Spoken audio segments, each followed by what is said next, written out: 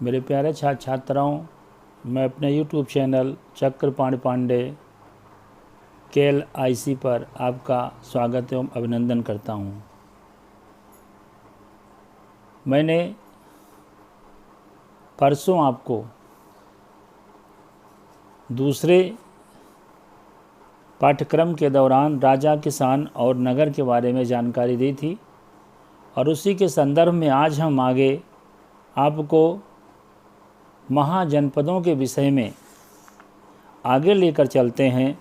और जो 16 महाजनपदों की चर्चा की गई थी उसमें पहला महाजनपद था मगध, और मैंने आपको बताया था कि हम अगले क्लास में मगध की चर्चा करेंगे। मेरे प्यारे छात्र छात्राओं, राजा, किसान और नगर के संदर्भ में जो सबसे महत्वपूर्ण संदर्भ है वो महाजनपदों का है, और उस संदर्भ में जो पहला जनपद है वो है मगध। 6ठी से 4ठी शताब्दी ईसा पूर्व में मगध, जिसे हम आधुनिक रूप में अगर देखें, आधुनिक रूप में पहचान करें तो वह बिहार है, सबसे शक्तिशाली महाजनपद बन गया था। कब? 6ठी से 4ठी शताब्दी ईसा पूर्व में मगध साम्राज्य या मगध जनपद सबसे शक्तिशाली महाजनपद बन गया था।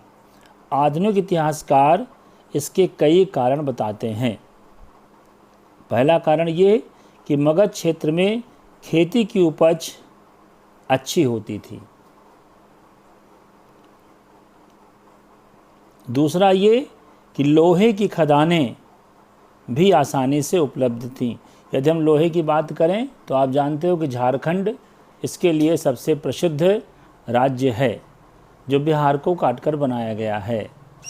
तो किसान की उपज बहुत अधिक होती थी और लोहे की खदानें अधिक होती थीं, इसलिए इतिहासकार इस मगध साम्राज्य को उस समय सबसे शक्तिशाली महाजनपदों में एक मानते थे। लोहे की खदानों के कारण हथियार बनाना अधिक सरल हो गया था।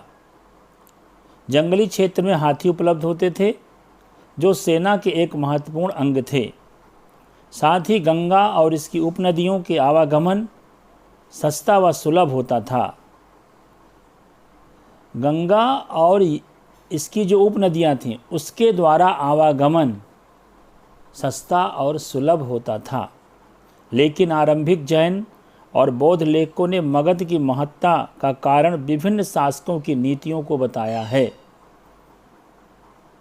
इन लेखकों के अनुसार बिंबिसार, अजातशत्रु और महापद्मनंद जैसे प्रसिद्ध राजा अत्यंत महत्वाकांक्षी शासक थे और इनके मंत्री इसकी नीतियां लागू करते थे।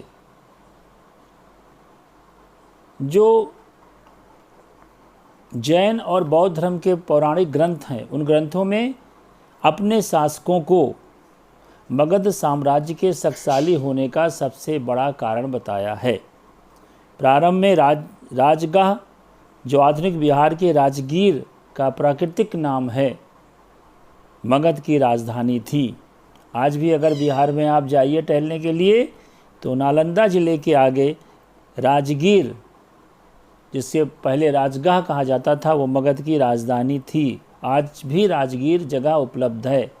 वहाँ पर एक बहुत अच्छा म्यूज़ियम बना है जिसको वीरायतन के नाम से जानते हैं, जहाँ पर महात्मा बुद्ध के या भगवान बुद्ध के जन्म से लेकर के मृत्यु तक की सारी कथाओं का वृत्तांत रूप से सदृश्य सचित्रण वर्णन किया गया है और जैन धर्म से संबंधित चीज़ों को भी दर्शाया गया है। इसलिए जब कभी आप बिहार जाएं तो आप राजगीर का दर्शन अवश्य करें। राजगीर की विशेषता ये भी है कि वहाँ पर एक जलाशय है, जिस जलाशय में एक ही स्रोत से पानी निकलता है, लेकिन एक स्रोत से एक खंड में ठंडा पानी रहता है और उसी स्रोत से दूसरे खंड में गर्म पानी रहता है। लोग वहाँ स्नान करने के लिए अक्सर जाते रहते हैं और भीड़ लगी रहती है। ये रोचक बात यह है कि इस शब्द का अर्थ है राजाओं का घर, यानी राजगीर का जो अर्थ है वो राजाओं का घर। पहाड़ियों के बीच बसा राजगह एक किलेबंद शहर था। बाद में 4वीं शताब्दी ईसा पूर्व में पाटलिपुत्र को राजधानी बनाया गया, जिसे आधुनिक पटना के नाम से हम सब जानते हैं, क्योंकि यहाँ पर आवागमन का मार्ग अधिक सुलभ था। तो ये था जो हमारा मगध राज्य प्रथम जो 16 जनपदों में था, वो मगध के बारे में हमने जानकारी दी। अब आता है एक आरंभिक साम्राज्य। अब साम्राज्य के बारे में हम जानकारी देंगे। अब देखिए, चूँकि इस समय अशोक महान का शासक था, जिसने बौद्ध धर्म को स्वीकार कर लिया था, तो आप चर्चा कर सकते हैं कि मगध की सत्ता के विकास के लिए आरंभिक और आधुनिक लेखों ने क्या क्या व्याख्याएं प्रस्तुत की हैं, वे एक दूसरे से कितना भिन्न हैं। इसके अलावा अशोक के अधिकांश अभिलेख प्राकृतिक में हैं, जबकि पश्चिमोत्तर से मिले अभिलेख अरामेइक और यूनानी भाषा में हैं। प्राकृतिक के अधिकांश अभिलेख ब्राह्मी लिपि में लिखे गए थे, जबकि पश्चिमोत्तर के कुछ अभिलेख खरोष्ठी लिपि में लिखे गए हैं। अरामेइक और यूनानी लिपियों का प्रयोग अफगानिस्तान से मिले अभिलेखों में किया गया था। तो ये भी एक अंतर है, इसके बारे में भी जानकारी कीजिए।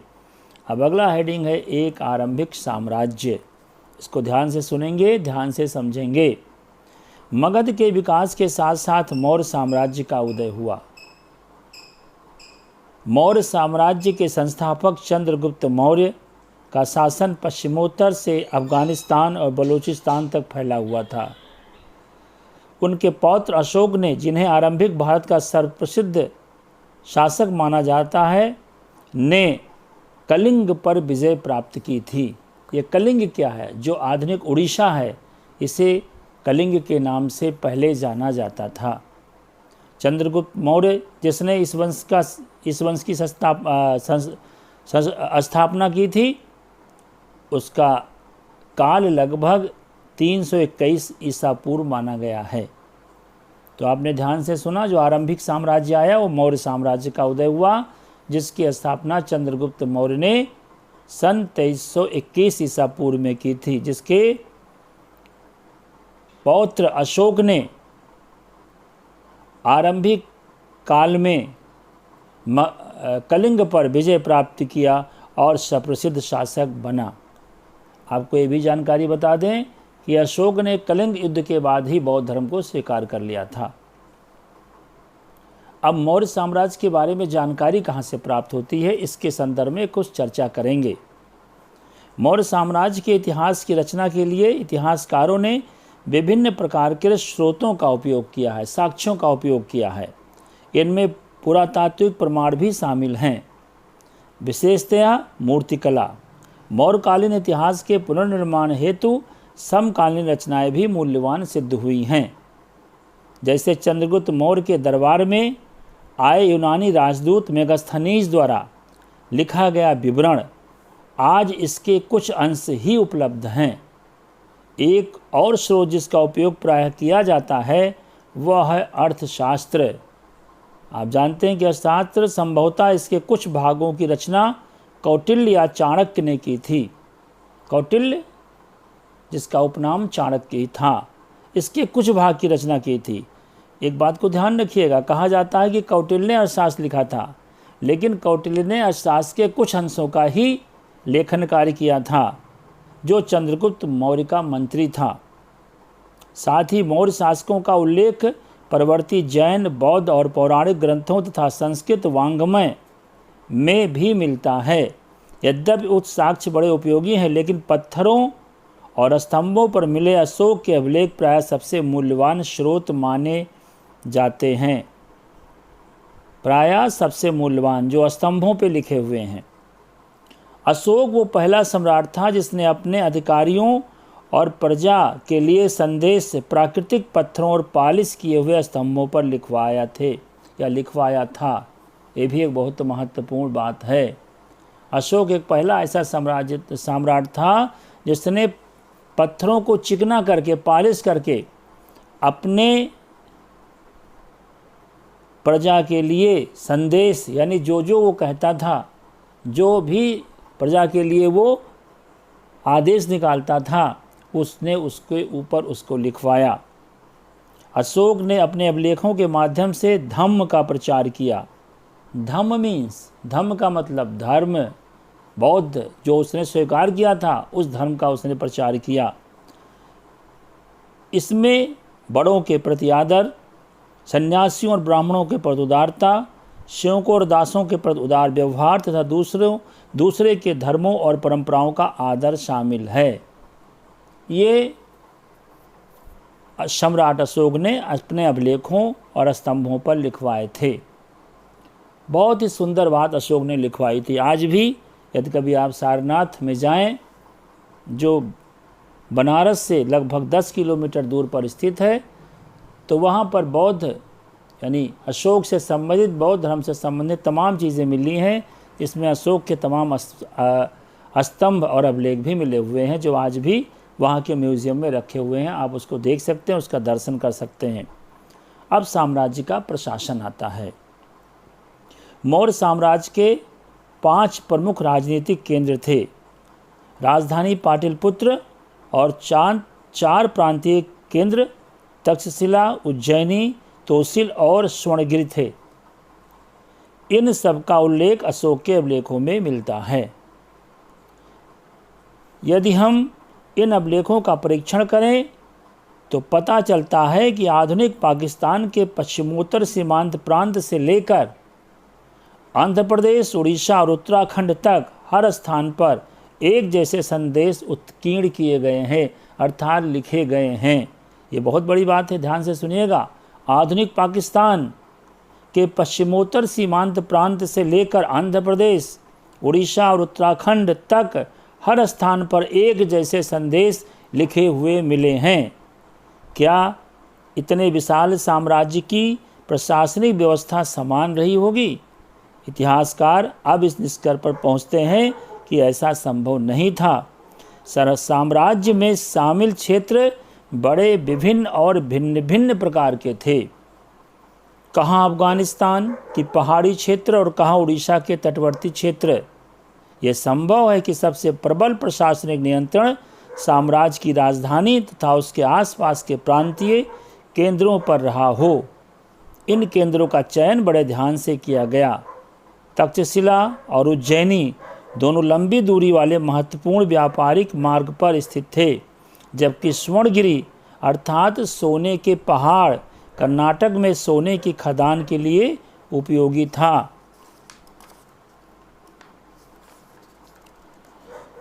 साम्राज्य के संचालन के लिए भूमि और नदियों दोनों मार्गों से आवागमन बना रहता था, अत्यंत आवश्यक था।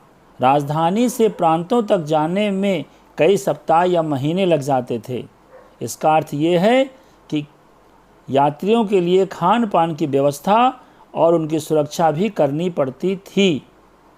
इससे स्पष्ट प्रतीत होता है कि सेना सुरक्षा का एक प्रमुख माध्यम रही होगी। मेगास्थनीज ने सैनिक गतिविधियों के संचालन के लिए एक समिति और 6 उप समितियों का उल्लेख किया है। तो ये जो बातें अशोक के साम्राज्य के संदर्भ में मैंने आपको बताई, इसको हम अपने डिस्क्रिप्शन बॉक्स में डाल देंगे। वहाँ से आप इसको नोट कर सकते हैं और इसका विधिवत नोट तैयार कर सकते हैं। कल हम आपको मौर्य साम्राज्य कितना महत्वपूर्ण था इसके बारे में चर्चा करेंगे, लेकिन आपको होमवर्क के रूप में जो कुछ हम बताते हैं और अपने डिस्क्रिप्शन बॉक्स में डालते हैं, उसको आप बराबर अपने नोट्स में तैयार करते रहिए, क्योंकि शासन और प्रशासन का सख्त आदेश है कि जब विद्यालय खुलेंगे और जितना आपको लक्ष्य निर्धारित किया गया है उस लक्ष्य की कॉपी का मूल्यांकन किया जाएगा और उसके अनुसार आपको फिर आगे की कक्षाएं दी जाएंगी। तो इसलिए आप सब बातों को छोड़ के बताए गए चीज़ों को ध्यानपूर्वक पढ़िए, उनके नोट्स बनाइए, और अगर कहीं कोई प्रॉब्लम है तो मुझसे व्यक्तिगत रूप से आप फ़ोन करके भी बात कर सकते हैं। हमारा नंबर सबके पास है। मेरे YouTube चैनल पर आकर के इन सारी चीज़ों को देख सकते हैं, आप समझ सकते हैं। ज़्यादा से ज़्यादा बच्चों को, जो भी छात्राएं जुड़ी हुई हैं, उनको आप जोड़िए, उनको बताइए और अपनी पढ़ाई जारी रखिए। अब हम आपसे जैसा कि अंत में अपील करते हैं, कोरोना वायरस के संबंध में आप देख ही रहे हैं कि दिनों दिन कोरोना वायरस का कहर भारतवर्ष में बढ़ता जा रहा है। हम भारतीय हैं, भारत में रहते हैं, इसलिए हम अपने देश की चिंता अधिक करते हैं। तो इसके लिए आप एक नागरिक होने के नाते आपका एक प्रमुख कर्तव्य और प्रबल कर्तव्य ये भी है कि आप अपने आप को सुरक्षित रखें, अपने परिवार को सुरक्षित रखें। यदि आप सुरक्षित रहेंगे तो आपके परिवार सुरक्षित रहेंगे। घरों से कदापि बाहर ना निकलें, बहुत आवश्यक हो तभी बाहर निकलें, और जब बाहर निकलते हैं तो मुंह के ऊपर मास्क का प्रयोग करके जाएं। घरों में वापस आने पर बार बार साबुन से हाथ धुलें, खाने से पहले और खाने के बाद भी साबुन से हाथ धुलें। सैनिटाइज़र का प्रयोग करें, एक सैनिटाइज़र नहीं है तो साबुन घर में है, साबुन से हाथ धुलें। और सरकार के द्वारा बताए गए नियमों का अभी आप पालन करें। अभी हम सब लॉकडाउन के स्थिति में हैं, लॉकडाउन 2 चल रहा है, इसलिए आप घबराएं नहीं। वो समय भी आएगा जब हम पहले की गतिविधियों में आ जाएंगे, दुकानें भी खुलेंगी, हमारा आवागमन भी होगा, विद्यालय भी खुलेगा। लेकिन जब तक ये लॉकडाउन का समय है तब तक इसका सदुपयोग हम पढ़ाई के रूप में कर सकते हैं। आप अपना ख्याल रखें, अपने परिवार का ख्याल रखें। आपका दिन शुभ हो। बहुत बहुत धन्यवाद।